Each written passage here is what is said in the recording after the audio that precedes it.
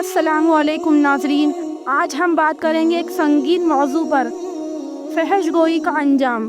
یہ صرف زبان کی حد تک نہیں رہتی بلکہ ہمارے اخلاق، عزت اور شخصیت پر گہرے اثرات چھوڑتی ہے۔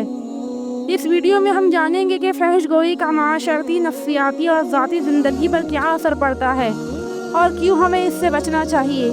تو آئیے اس ویڈیو میں ہم اس موضوع پر تفصیل سے بات کرتے ہیں۔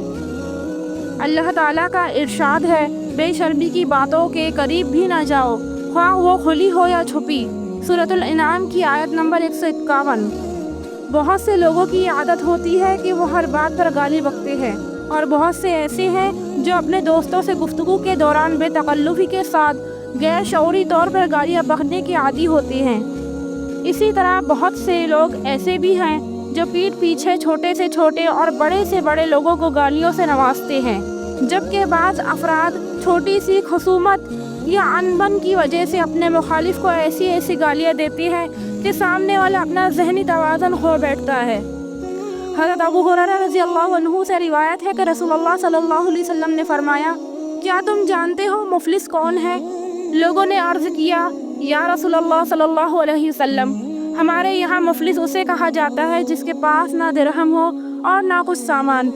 آپ صلی اللہ علیہ وسلم نے فرمایا، میری امت میں مفلس وہ ہے جو قیامت کے دن نماز، روزہ، زکوٰۃ کے اجر و ثواب کا بہت بڑا سرمایہ لے کر آئے گا، اس کے باوجود اس نے دنیا میں کسی کو گالی دی تھی، کسی پر زنا کی تہمت لگائی تھی، کسی کا مال کھایا تھا، کسی کو قتل کیا تھا، کسی کو مارا تھا، اس کی نیکیوں کا ثواب مظلوموں کو دیا جائے گا، یعنی اس کی نیکیاں ختم ہو جائے گی، اور مظلوموں کے حقوق باقی رہے تو ان کے گناہوں کو اس کے نامہ اعمال میں لکھ دیا جائے گا اور اسے آگ میں پھینک دیا جائے گا۔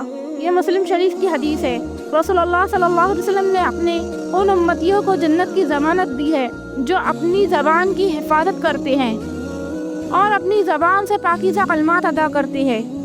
حضرت سہیل ابن سعد رضی اللہ عنہ سے روایت ہے کہ رسول اللہ صلی اللہ علیہ وسلم نے فرمایا، جو شخص اپنی زبان اور شرمگاہ کی حفاظت کرے، میں اس کو جنت کی ضمانت دیتا ہوں۔